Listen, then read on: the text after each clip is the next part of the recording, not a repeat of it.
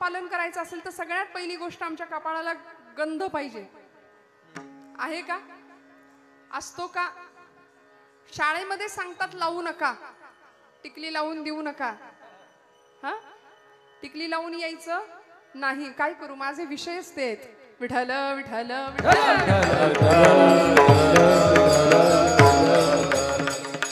म्हणून आम्ही पतित होण्याची कारण मी तुम्हाला सांगणार आहे. आमच्या कपाळाला गंध नाही.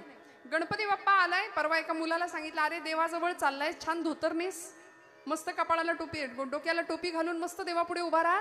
ते म्हणतंय बरमुड्यावर करतो आरती. काय बिघडतंय? बिघडत देवाचं काही नाही, बिघडणारे तुझं. उपासनेतलं सिरियसनेस, गांभीर्य जर आमच्याकडे नसेल ना तर देवभक्तीला काही अर्थ नाही राहत.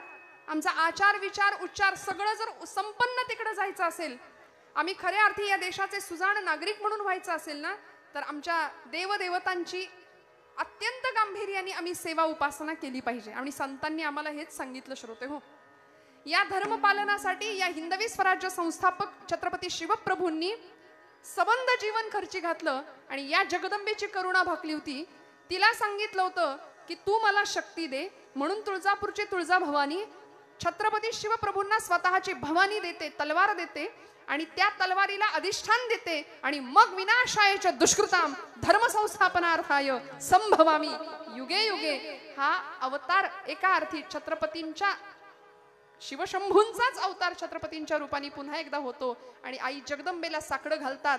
आई गिरी नंदिनी नंदित मेदिनी विश्व विनोदिनी नंदनुते गिरिवर विंध शिरोधिनी वासिनी विष्णु विलासिनी जिष्णुनुते भगवती हे शितिकंठ कुटुंबिनी भूरी कुटुंबिनी भूरी कृते जय जय हे महिषासुरमर्दिनी रम्यक परदिनी शैलसुते सुरवर वर्षिणी दुर्धर धर्षिणी दुर्मुख मर्षिणी हर्षरते त्रिभुवन पोषिणी शंकर तोषिणी किल्मिष मोषिणी घोषरते धनुजनी रोषिणी नीतिसुत रोषिणी दुर्मद शोषिणी सिंधुसुते जय जय हे महिषासुरमर्दिनी रम्यक परदिनी शैलसुते जय जय हे महिषासुरमर्दिनी रम्यक परदिनी शैलसुते. जगदंबा माता की 35% बरं का, काठावर पास. काही जेवण नाही झालं का? खणखणीत आवाज येऊ द्या. बोला जय श्रीराम, जय श्रीराम. आवाज आला पाहिजे, आवाज घुमलाच पाहिजे. छत्रपतींनी धर्माचं अधिष्ठान समोर ठेवलं, जगदंबेकडे करुणा भाकली. त्याचा परिणाम असा झाला, आई जगदंबेची पूर्ण कृपा झाली, स्वराज्य आकाराला आलं. मंगलमूर्तीचं अधिष्ठान समोर ठेवलं, धर्मभावना हृदयातली जागृत ठेवली. म्हणून तर पुण्यामध्ये, आपण पुण्याची माणसं आहे, आपल्याला काय कमी आहे? पुणे तिथे काय उणे. म्हणून तर आमच्या ज्ञानोबा माऊली सुद्धा म्हणलेत, पुण्याची गणना कोण करी. तुम्ही जागे आहेत ना? पुण्याची नाही, हरिमुखे म्हणा, हरिमुखे म्हणा, पुण्याची गणना कोण करी. अहो नुसतं मुखाने हरी म्हणा, तुमच्या पुण्याची गणना करता येणार नाही असं ज्ञानोबा म्हणले. पुण्याची बिण्याची काही नाही. पण पुणे तिथे काय उणे? पुणे विद्येचं माहेर घर आहे, आपण सगळे पुणेकर आहात. पण तरी सुद्धा कीर्तनातली गर्दी, दादा हे दुसरं वर्ष आहे ना, पुढच्या वर्षी तुम्हाला अजून काहीतरी मोठी जागा बघावी लागेल, अशा पद्धतीने वाढेल. तुम्ही म्हणजे याची खात्री बाळगा. कारण हे धर्माचं काम आहे, कारण हे बाप्पाचं काम आहे, हे देवाचं काम आहे. आणि जिथं देवकार्य आपण करतो ना, तिथं देव सहाय्यभूत होतो आणि तोच सगळं करतो. आपण काहीच नाही करत, आपण काही नाही करत. विठ्ठल विठ्ठल.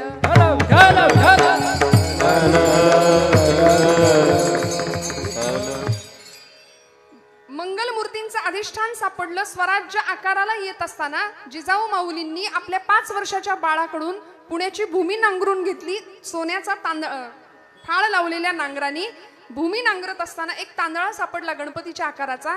कसबा गणपती म्हणून पुण्यातला पहिला मानाचा गणपती म्हणून त्याची प्रतिष्ठापना झाली. लाल महाल सिद्ध झाला आणि स्वराज्य तिथून सुरुवात झालं, आकाराला आलं. 5 वर्षाच्या राजाला घेऊन जिजामातोश्रींनी दिव्य स्वप्न पाहिलं. अधिष्ठान होतं मंगलमूर्तींचंच, मंगलमूर्तींचंच. आणि असा गणपती बाप्पा आम्हाला काय शिकवतो? धर्माची मूर्ती आहे ती. बघा ना, एकदा आपण बाकी सगळं बघतो पण देवाकडे कधी पाहत नाही. उत्सव आम्ही करतो, त्या विघ्नहर्त्याला आणताना सगळी शांतता असते, म्हणजे प्रतिष्ठापना करताना, आणि नेताना सगळा धांगडधिंगा आहे. म्हणजे त्या विघ्नहर्त्यावर केवढं मोठं विघ्न आलंय की त्यांनी मिरवणुकीत बाई वाड्यावर या ऐकायचं. हे त्याच्यावर केवढं मोठं आलेलं विघ्न आहे मला सांगा ना. तो 10 दिवसांकरता पाहुणा म्हणून जर इथं आलाय ना, तर तुमचं माझं काम आहे की त्याच्या समोर जाताना मर्यादेत जावं. त्याच्या समोर जाताना आचार विचार आमचा शुद्ध असावा, स्वच्छ असावा. किमान पक्ष देव कार्यामध्ये तरी विडंबन नको, भक्तीचं विडंबन नको. मग बाप्पाची मूर्ती आहे म्हणजे आम्हाला समजून घ्यावी लागेल. कसा आहे मंगलमूर्ती? वक्रतुंड महाकाय. त्याचं रूप सांगितलंय सूर्यकोटी समप्रभ. वक्रतुंड म्हणजे वक्र सोंड आहे त्याची, म्हणून त्याला वक्रतुंड म्हटलंय. महाकाय मोठा आहे. कोट्यावधी सूर्यांचं तेज त्याच्यामध्ये सामावलेलं आहे. सूर्यकोटी समप्रभ निर्विघ्नं कुरु मे देव सर्व कार्येषु सर्वदा. प्रत्येक कार्याच्या आरंभाला आपण त्याचं वंदन करतो. त्या मूर्तीकडे थोडंसं बघावं आणि त्याचं ध्यान करावं. ते ध्यान करत असताना काय गणपती, आता तो गणपती फार फॅन्सी झालाय नाही का. म्हणजे सिंहासनावर बसतो, कधी ट्रॅक्टरवर बसतो, कधी अजून काही वेगळ्या आवेशात आपल्याला दिसतो. पण शास्त्रांनी सांगितलेली गणपतीची मूर्ती, सगुणाची पूजा ही कशी असावी? तो स्थिर आसन मांडी घालून बसलेला बाप्पा आहे. आणि खूप लक्ष देऊ नये का, त्याचंच आसन स्थिर राहतं ज्याची बुद्धी स्थिर आहे. गणपती बाप्पा स्थिर बुद्धीचं लक्षण आहे. म्हणजे आता तुम्ही टाळ्या वाजवताय, पण आता आपलंच आपण निरीक्षण करा की आतापर्यंत किती आसनं बदलून झाली आपली, आतापर्यंत किती वेळा मांडी हलवून झाली.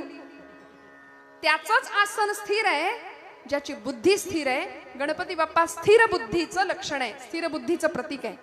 म्हणून व्यवहारामध्ये, प्रपंचामध्ये, लौकिकामध्ये आम्ही स्थिर बुद्धी ठेवून वर्तन करणं, सारासार विचार करणं फार गरजेचं आहे. त्या पायाजवळ देवाची एक गाडी आहे. कुठली आहे गाडी? देव ज्या गाडीवर बसतो ती गाडी कुठली आहे? विठ्ठल विठ्ठल विठ्ठल.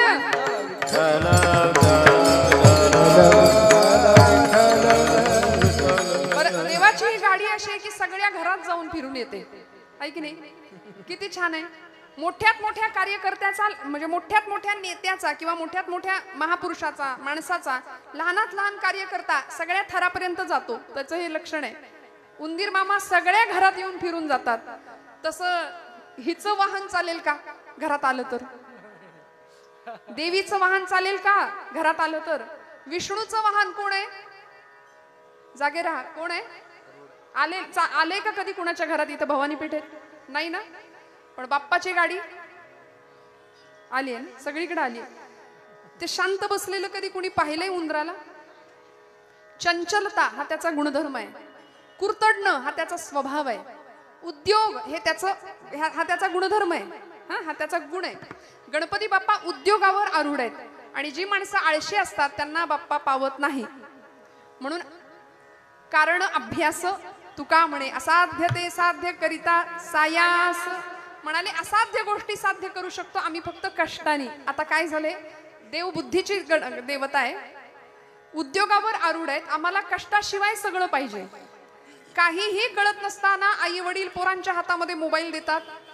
कुठल्याही प्रकारची पात्रता नसताना त्याच्याकडे गाडी मिळते, त्या गाडीमध्ये पेट्रोल घालून दिलं जातं आणि वाऱ्यावर सुसाट वेगाने आमची पोरं गाडी चालवतात. मी माझ्या तरुण भावंडांना, माझ्यापेक्षा लहान मोठ्या सगळ्या भावंडांना मी आवर्जून सांगत असते की तुम्हाला असं वाटतं गाडी चालवताना वाऱ्यावर अगदी वेगात तुम्ही चालवताना तुम्हाला असं वाटतं का की मी खूप डॅशिंग दिसतो, मी खूप हिरो दिसतो, मी खूप हँडसम दिसतो? वडिलांनी दिलेल्या पेट्रोलवर पळवण्यामध्ये काही त्याला हे नाहीये, अर्थ नाही. असं जर तुम्हाला वाटत असेल तर तुम्ही डॅशिंग, तुम्ही हँडसम नाही, तुम्ही मूर्ख दिसता. तुम्ही मूर्ख दिसता. कारण सांगते, 9 महिने 9 दिवस आईने पोटात तुम्हाला वाढवायचं, प्रचंड प्राणांतिक यातना सहन करून तुम्हाला जन्माला द्यायचं, 25 वर्षापर्यंत तुमचा उत्तम सांभाळ करायचा आणि एका सेकंदात होत्याचं नव्हतं होऊन तुम्ही आई वडिलांच्या समोर येताना त्यावेळी काय यातना होत असतील. मला असं वाटतं जर तुम्हाला तुमची हिरोगिरी किंवा डॅशिंगपणा दाखवायचंच आहे ना, तर ऑलिम्पिक मध्ये जा. तिथं नीरज चोप्रा सारखी भालाफेक करून दाखवा, मनू भाकर सारखं कुस्तीपटू होऊन दाखवा. आमची जागतिक दर्जाची कुस्तीपटू मनू भाकर भारताचं प्रतिनिधित्व करते आणि मल्ल युद्धामध्ये मुलगी असून सुद्धा प्रचंड मोठ्या प्रमाणामध्ये यश मिळवते. आणि पुढे ऐका, ते तिचं यश सगळं भगवद्गीतेला अर्पण करते. विठ्ठल विठ्ठल.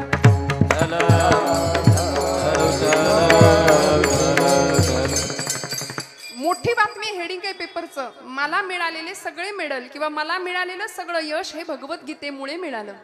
आपण सगळी मंडळी किती भगवद्गीतेचं पठण करतो? आपला धर्मग्रंथ आहे तो. प्रत्येकाच्या घरामध्ये भगवद्गीता असावी, प्रत्येकाच्या हातामध्ये भगवद्गीता आणि भगवद्गीतेचा श्लोक असावा. मला क्षमा करा, मी हात जोडून आपल्याला प्रार्थना करते.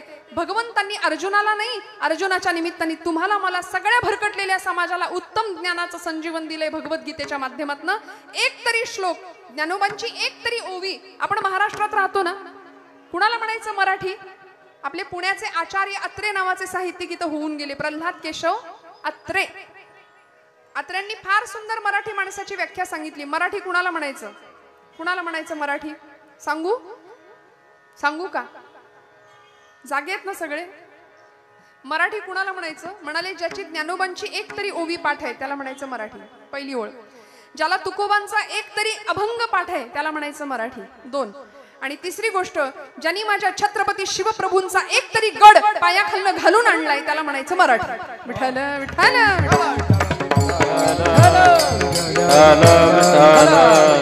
आहेत का हो आमच्याकडे हे गुण आहे का? आम्ही राजे तुम्ही पुन्हा जन्माला या, किंवा छत्रपतींसारखी केशभूषा, छत्रपतींसारखी वेशभूषा आम्ही करायला पुढे मागे धावत असतो. पण या पलीकडे जाऊन राजांचं आचरण काय होतं, काय उपासना आहे, काय निष्ठा आहे, काय धर्मभावना आहे, काय श्रद्धा आहे, याचं थोडंसं आम्ही विचार चिंतन केलं पाहिजे.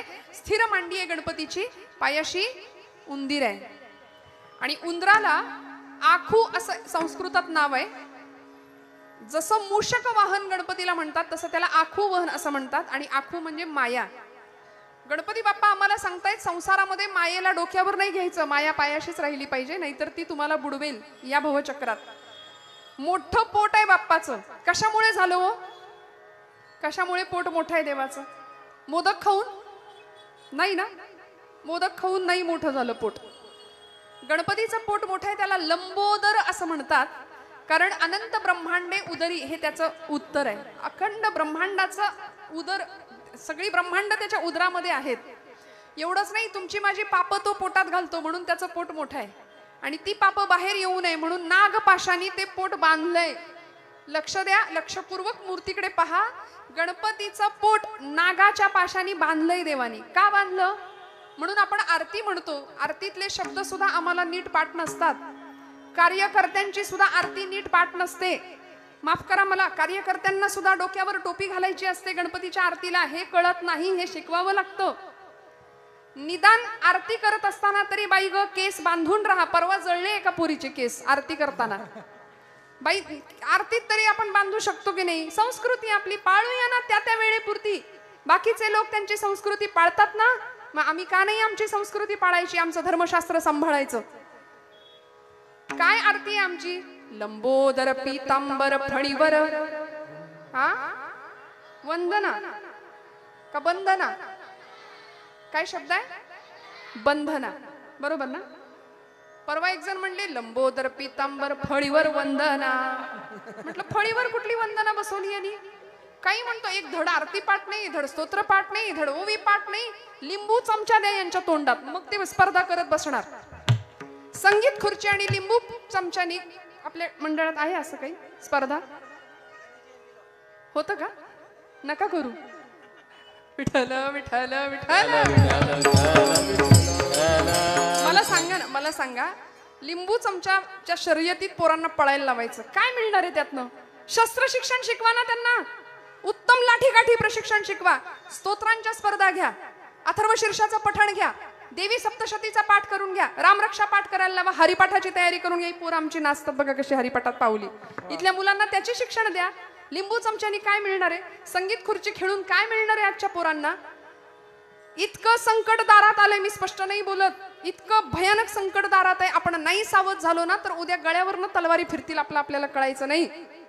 सावध होऊया, धर्म सांभाळूया आणि आपले स्तोत्र, आपला देश, आपला धर्म या सगळ्याचं संरक्षण करूया, जतन करूया. विठ्ठल विठ्ठल विठ्ठल. पुढे जाऊन गणपतीचं पोट मोठं आहे, त्याच्यावर नागपाशाचं बंधन आहे. 4 हातांचा गणपती बाप्पा आहे. एकदंतम चतुर्हस्तम. त्या 4 हातामध्ये मागच्या 2 हातामध्ये काय धरलंय? पाश आणि अंकुश. 2 शस्त्र आहेत दोन्ही हातामध्ये. कशासाठी? शोला. कशासाठी? आपण फॅन्सी ड्रेस कॉम्पिटिशन मध्ये असलं काहीतरी करतो तसं, त्याच्यासाठी का नाही. कशासाठी? विनाशायच दुष्कृताम, त्याचा अवतारच त्याच्या करताय. गणपती बाप्पांनी दुष्टांचा नाश करा. त्यांनी तारकासुराला मारले, त्यांनी सिंदुरासुराला मारले, अनेक राक्षसांना त्यांनी मारलं. दुष्टांचा नाश व्हावा म्हणून हातात शस्त्र घेतलंय. आमचे सगळे देव शस्त्रधारी आहेत. बघा तुम्ही, प्रत्येक अवतारामध्ये हातात शस्त्र आहे, प्रत्येक देवाच्या हातात शस्त्र आहे. आणि मग हातात शस्त्र असणं हे पाप किंवा पुण्य नाही ठरत, ते घेण्याच्या हेतूवर ते ठरतं, पाप आहे की पुण्य आहे. सावरकर म्हणायचे, शस्त्र पाप ना स्वयेची, शस्त्र पुण्य ना स्वये, इष्टता अनिष्टता त्यास हेतूनेच ये. रामाच्या हातामध्ये शस्त्र होतं, रावणाच्याही हातात शस्त्र होतं, पण आपण पूजा कुणाची केली? रामांच्या कोदंडाची पूजा केली. तानपुरा बंद झाला. रामांच्या कोदंडाची पूजा केली आपण. विठ्ठल विठ्ठल विठ्ठल.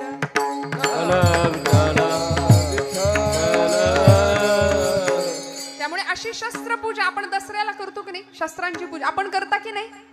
ते तेवढ्या पुरतं नसतं. इथल्या भूमीने पराक्रम पाहिलाय, इथल्या भूमीने अनेक वीरांनी, अनेक महापुरुषांनी इथं रक्त सांडलंय आणि त्या प्राणांची आहुती दिली. त्याचा गौरव किंवा त्याचं स्मरण म्हणून आपण दसऱ्याला शस्त्रांची पूजा करतो. महिषासुर मर्दिनीने 9 दिवस 9 रात्र महिषासुराचा निपात केला. तिला कुठेही वेळ नव्हता रंगाच्या साड्या नेसायला, तिला कुठेही वेळ नव्हता नटायला थटायला आणि गरबा खेळायला. आम्ही नवरात्र असंच साजरं करतो.